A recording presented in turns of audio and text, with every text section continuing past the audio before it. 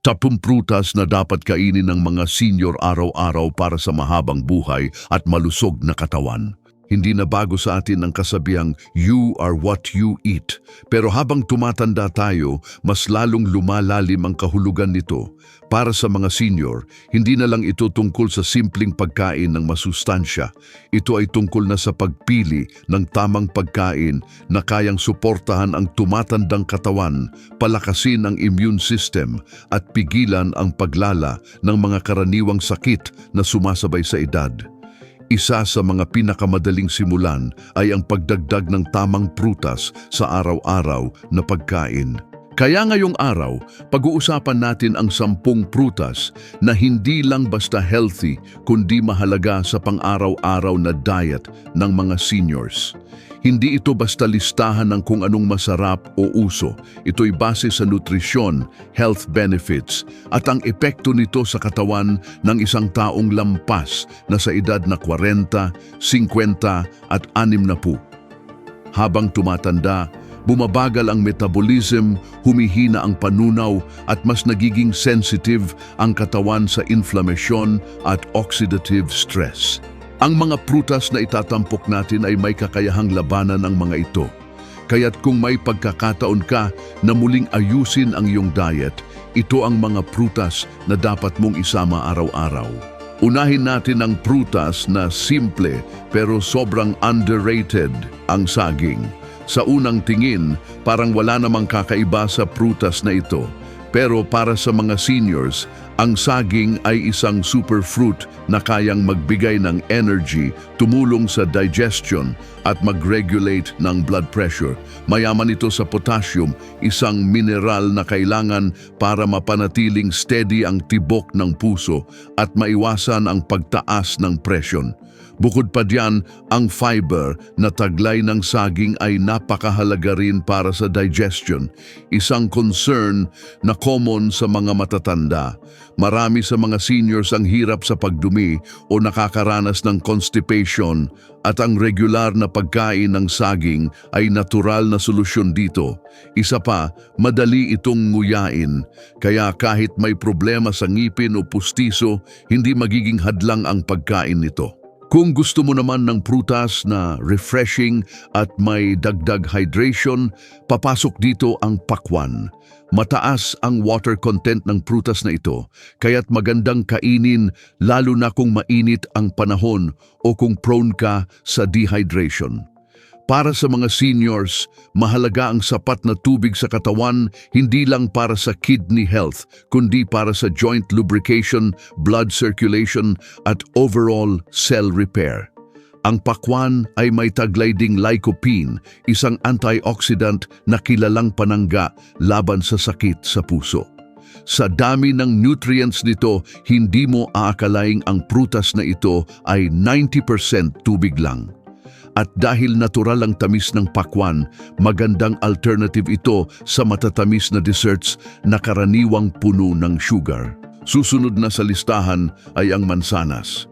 Isa ito sa pinakasikat na prutas sa buong mundo at may dahilan kung bakit sinasabi nilang an apple a day keeps the doctor away.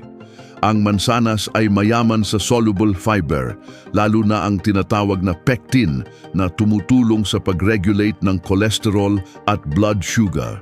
Para sa mga seniors na may borderline diabetes o gustong magbawas ng timbang, malaking tulong ang regular na pagkain nito. Bukod pa riyan, ang apple ay may antioxidants gaya ng quercetin na sinasabing may protective effect sa brain. Habang tumatanda, isa sa mga kinatatakutang kondisyon ay ang memory loss o dementia at ang simpleng mansanas ay may kakayahang suportahan ang cognitive health. Para naman sa prutas na makakatulong sa panunaw at kalusugan ng atay, hindi pwedeng kalimutan ang papaya. Madalas itong makita sa mga probinsya, madaling hanapin at abot kaya ang presyo. Pero ang halaga nito sa kalusugan ng mga matatanda ay hindi matatawaran. Ang papaya ay may enzyme na tinatawag na papain na tumutulong sa pag-breakdown ng proteins at fats sa tiyan. Kung ikaw ay senior na madalas makaramdam ng kabag, mabigat na tiyan o bloating, malaking ginhawa ang naibibigay ng prutas na ito. Bukod pa riyan, mataas ang vitamin C ng papaya, mas mataas pa nga kaysa sa orange. At sa panahong vulnerable ang immune system ng mga seniors, hindi pwedeng baliwalain ang bitamina na may direktang epekto sa resistance ng katawan laban sa sakit. Ang ubas naman ay parang dessert na healthy, maliit pero matindi ang taglay na antioxidants, lalo na ang resveratrol. Isa itong compound na matatagpuan sa balat ng ubas, lalo na ang kulay violet o pula, at ito'y may direct benefit sa puso at utak. Sa katunayan, marami ng pag-aaral ang nagsasabing ang regular na pagkain ng ubas ay nakakabawas ng risk ng stroke, high blood pressure at Alzheimer's. Para sa mga seniors na gustong panatilihing sharp ang memorya, magandang idagdag ito sa daily diet. Dagdag pa diyan, mataas ang water content ng ubas kaya tumutulong din ito sa hydration. Pero importanteng paalala lang, huwag susobra sa dami lalo na kung diabetic dahil kahit natural ang tamis nito, mataas pa rin ang fructose content. Pagdating naman sa prutas na may matinding effect sa liver detox at blood purification, pomegranate ang isa sa mga nangunguna. Hindi man ito kasing common gaya ng iba, pero kung may access ka sa prutas na ito, hindi mo dapat palampasin ang benefits nito. Ang bawat butil ng pomegranate ay may antioxidants na lumalaban sa inflammation, tumutulong sa heart health at may positibong epekto rin sa memory at mood regulation. Para sa mga seniors na may history ng high cholesterol o fatty liver, malaking tulong ang pagdagdag nito sa diet. Pwede rin itong gawing juice, basta't siguraduhing walang halong refined sugar. Ang prutas na rich in healthy fats at maraming vitamins para sa skin, heart at brain, walang iba kundi ang avocado. Hindi ito matamis pero ang taglay nitong monounsaturated fats ay sobrang beneficial sa katawan. Para sa mga seniors na gustong i-maintain ang magandang cholesterol level, ang avocado ay isang magandang source ng good fats. Bukod pa riyan, mataas ito sa fiber, potassium at B vitamins.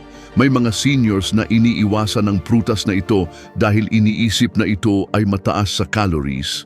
Pero sa tamang dami, ito ay napakasustansya at hindi nakakataba. Pwedeng kainin ito ng hilaw, gawing spread sa tinapay o isama sa salad. Kapag pinag-uusapan ang pagpapababa ng inflammation at suporta sa immune system, ang berries ay hindi dapat kalimutan. Blueberries, strawberries at raspberries, lahat ito ay may taglay na flavonoids at anthocyanins na lumalaban sa free radicals sa katawan. Sa mga seniors na may arthritis, high blood pressure o problema sa memory, malaking tulong ang pagdagdag ng berries sa araw-araw na pagkain. Hindi lang sila masarap, kundi sobrang rich din in vitamin C, vitamin K at fiber. Medyo may kamahalan ito sa ibang lugar, pero kung makakahanap ka ng frozen version na walang halong asukal, pwede mo itong gamitin sa smoothie o oatmeal.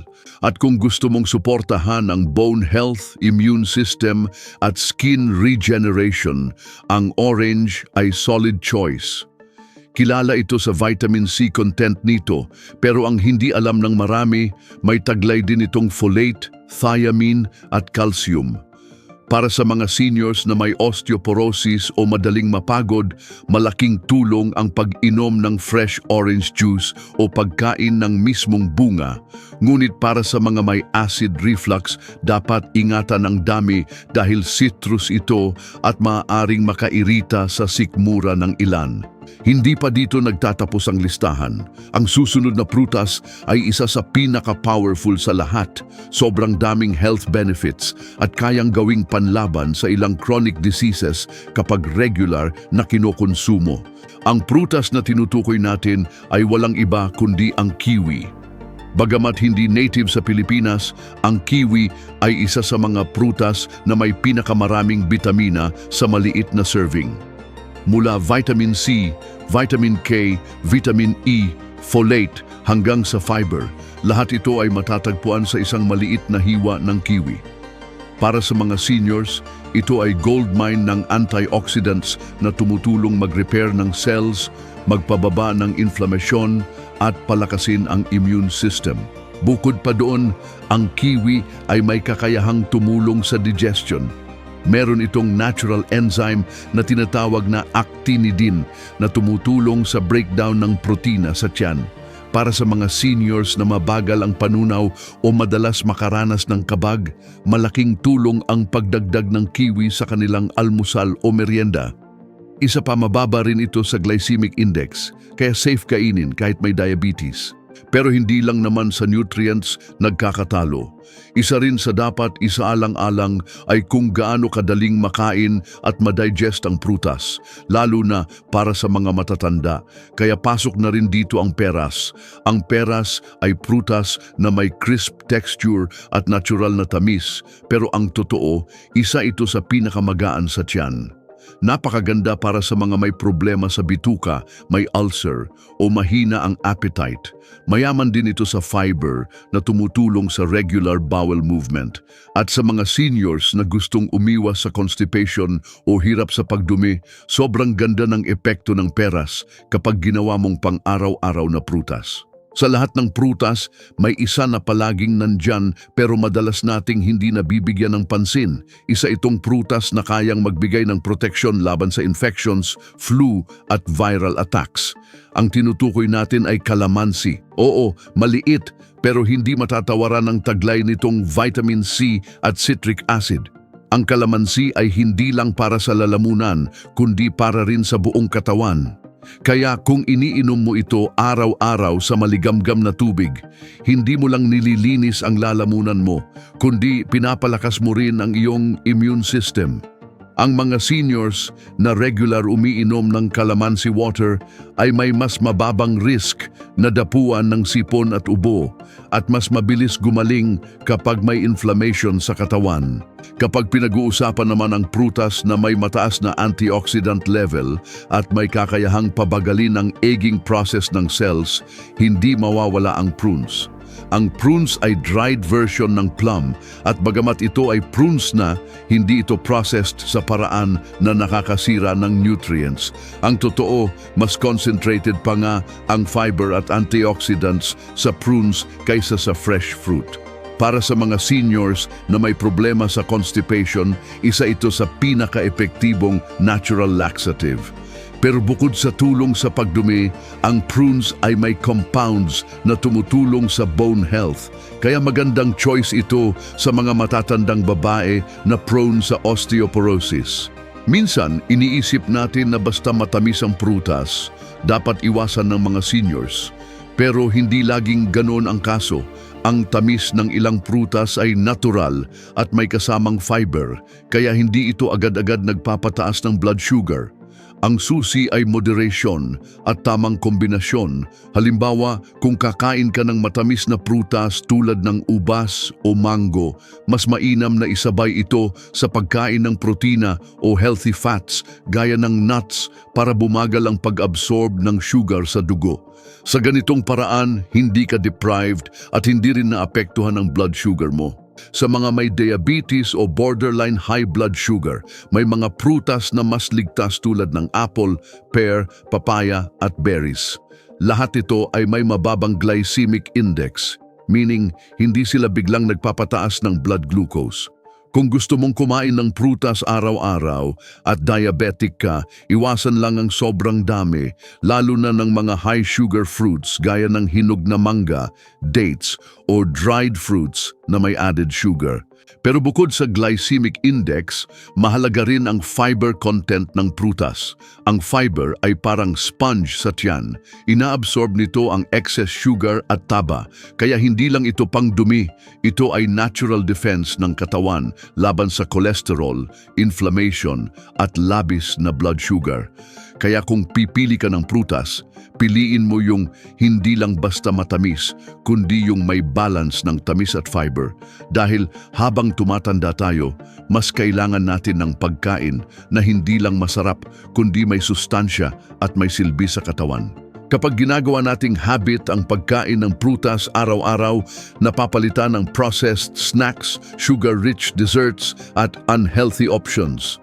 Kung dati ang paboritong merienda mo ay donut o chichirya, ngayon pwede mo itong palitan ng isang hiwa ng pakwan, kalahating avocado o ilang pirasong ubas.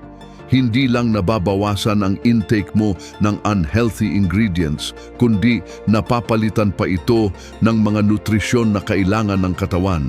Marami ring paraan para gawing mas exciting ang pagkain ng prutas.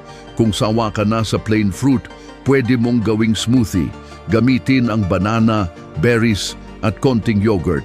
Kung gusto mo ng something refreshing sa tanghali, gumawa ka ng fruit salad gamit ang papaya, apple, peras at calamansi juice bilang dressing. Pwede ka ring gumawa ng overnight oats na may saging, chia seeds at prunes. Perfect para sa breakfast ng senior na on the go.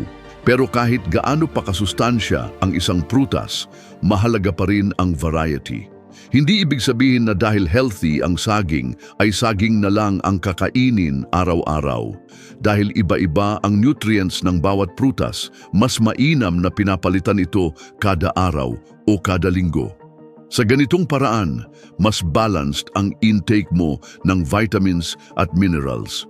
At mas nagiging exciting din ang pagkain mo kasi may bago kang natitikman. Minsan ang problema rin ay accessibility. May mga prutas na seasonal, may mga imported at may mga mahal sa palengke. Pero ang totoo, maraming prutas na local, mura at available buong taon, kagaya ng papaya, saging, kalamansi at pakwan. Ang kailangan lang ay kaunting creativity at effort sa pagpili. Kung bumibili ka ng prutas sa palengke, hanapin ang in-season, mas mura at mas mataas ang quality. At kung meron kang bakuran, baka pwede ka na ring magtanim ng mga basic fruits gaya ng kalamansi, bayabas o kahit papaya. Isang simpleng hakbang pero malaking investment para sa kalusugan. Ang simpleng desisyon na magdagdag ng prutas sa araw-araw na diet ay may domino effect. Mas nagiging aware ka sa pagkain mo, mas nagkakaroon ka ng control sa health mo, at higit sa lahat, mas tumataas ang chance mong mabuhay ng mas mahaba at mas masigla. Dahil ang prutas ay hindi gamot, pero ito ay natural na paraan ng katawan para gumaling at manatiling malakas. Habang patuloy nating inuunawa ang kahalagahan ng tamang prutas sa pang-araw-araw na pagkain ng mga seniors, mas lumilinaw na hindi lang ito tungkol sa physical health. Oo, totoo na nakakatulong ang prutas sa digestion, sa blood pressure, sa puso at sa immunity. Pero ang epekto nito sa mental at emotional health ay kasing halaga rin. Kapag ang katawan ay busog sa natural na nutrients, mas magaan ang pakiramdam, mas kalmado ang utak at mas malinaw ang pag-iisip. Napansin mo ba na kapag kumakain ka ng sariwang prutas, parang instant ang mood boost? Hindi ito coincidence. May mga prutas na natural na nagbibigay ng serotonin precursors gaya ng banana at pineapple, na tumutulong sa production ng feel-good hormones sa utak. Para sa mga seniors na minsan ay nakakaranas ng lungkot, anxiety o kawalan ng gana, malaking bagay ang epekto ng mga ganitong pagkain. Dagdag pa rito, ang simpleng routine ng paghanda ng prutas araw-araw ay nagbibigay ng sense of structure at control. Minsan, ang araw ng isang senior ay paulit-ulit lang at ito ay pwedeng magdulot ng boredom o frustration. Pero kung may nakagawi ang habit tulad ng paghiwa ng mansanas tuwing hapon o paggawa ng fresh fruit juice sa umaga, nagkakaroon ng rhythm ang araw. Isang maliit na bagay na may malaking psychological benefit. Bukod sa individual benefit, ang pagkain ng prutas ay pwede ring maging social activity. Isipin mo yung simpleng moment na naghihiwa ka ng pakwan para sa apo o yung sabay kayong kumakain ng peras habang nanonood ng TV. Yung pagkain ng prutas ay nagiging bridge para sa koneksyon, hindi lang sa katawan kundi pati sa ibang tao.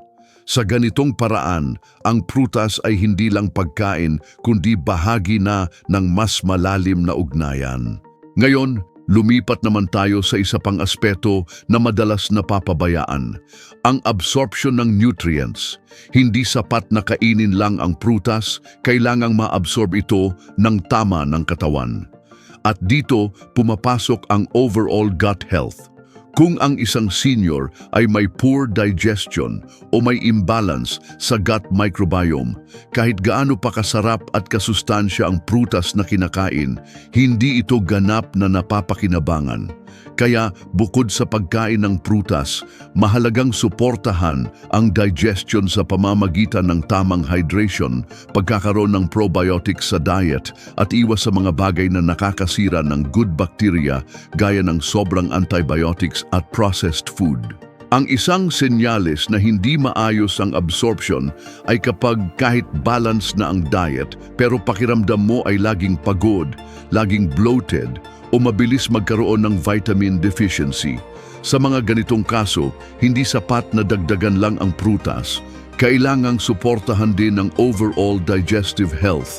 At dito rin makakatulong ang mga prutas na may enzymes tulad ng papaya at pineapple.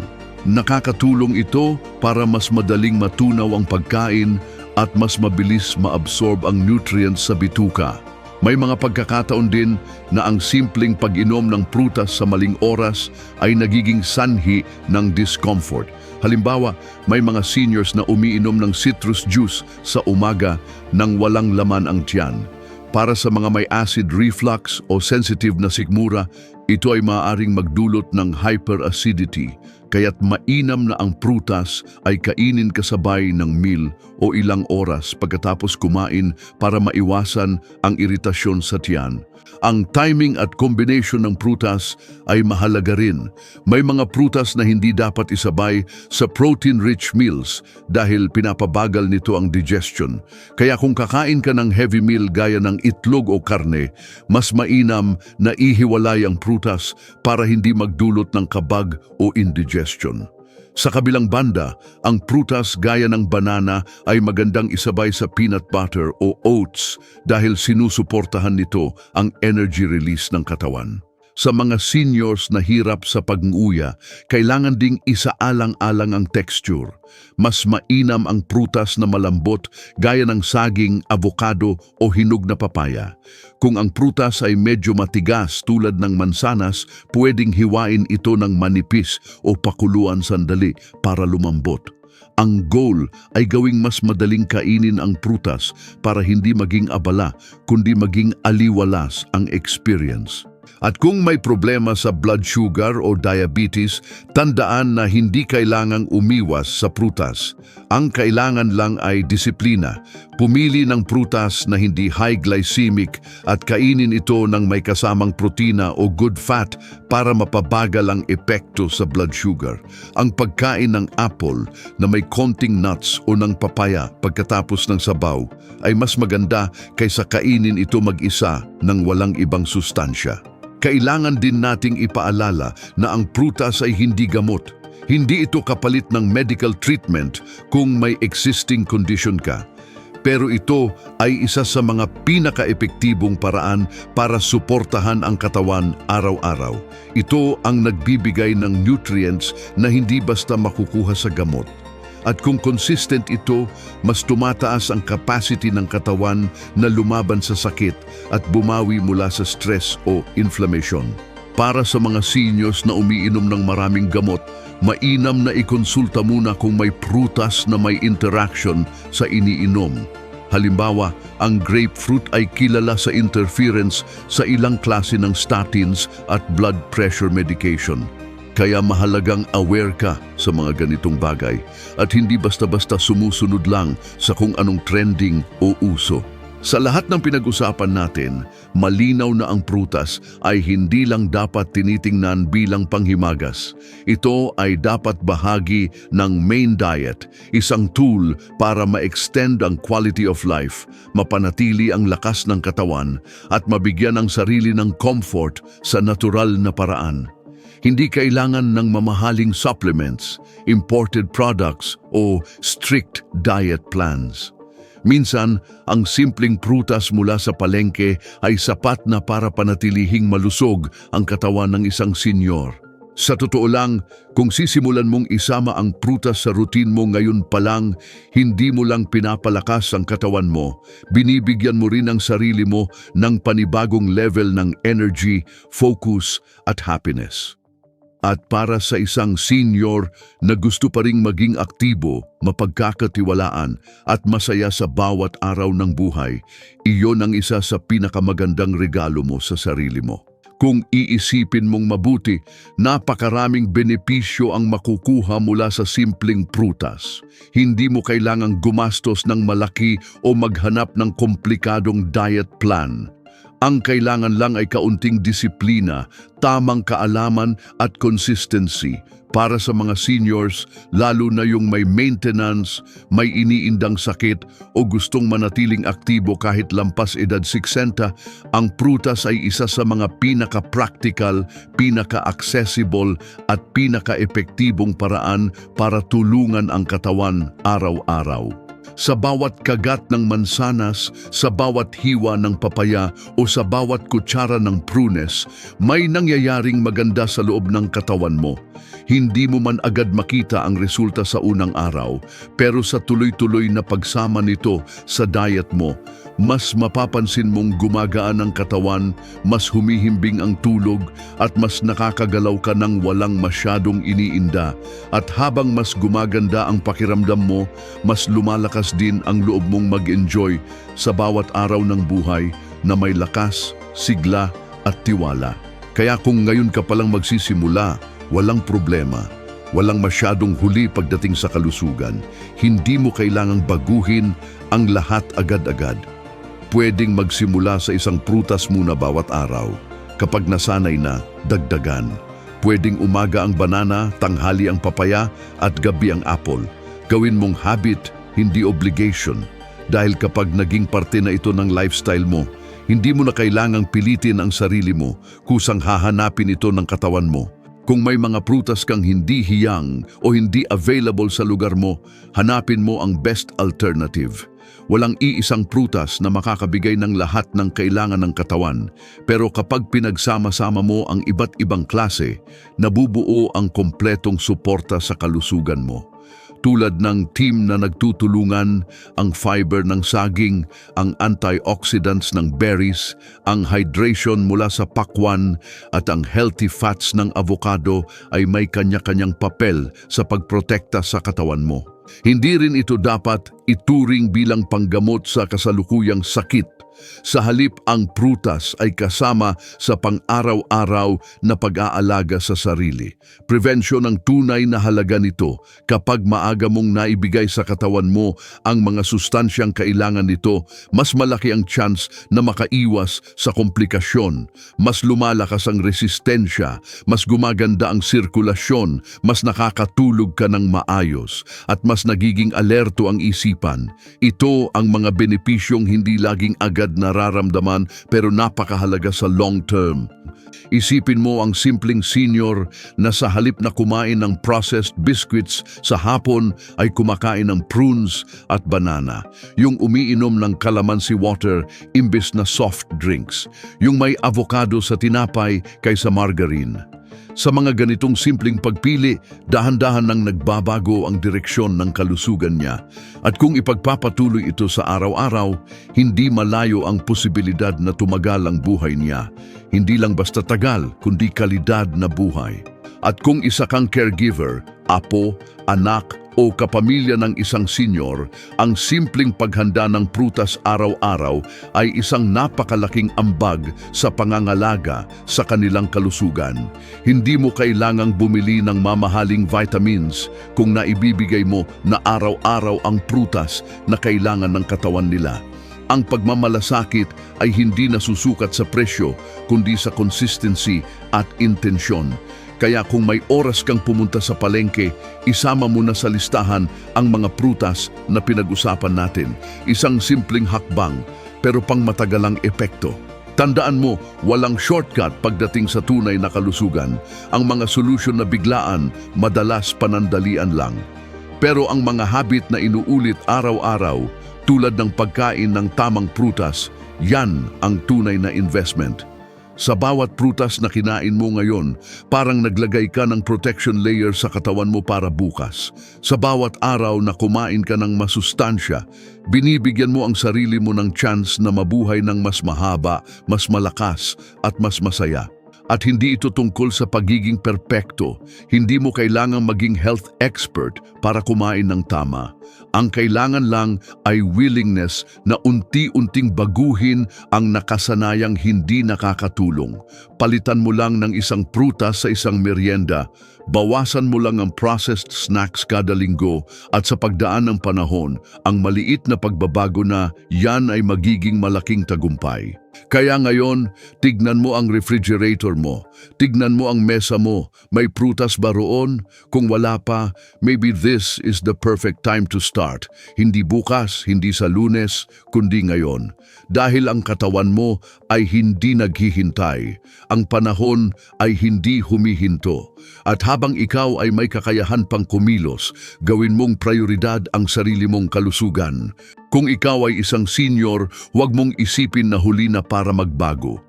Dahil sa bawat araw na pinipili mong alagaan ang sarili mo, pinapahaba mo ang oras mo sa mundo, hindi para lang mabuhay, kundi para mabuhay ng may saya, may lakas at may dignidad. Kung nagustuhan mo ang video na to at may natutunan ka, don't forget to like and share para mas marami pa tayong matulungan. Subscribe ka na rin sa aming channel at i-click ang notification bell para lagi kang updated sa mga natural health tips araw-araw. Thanks for watching and we'll see you in the next video.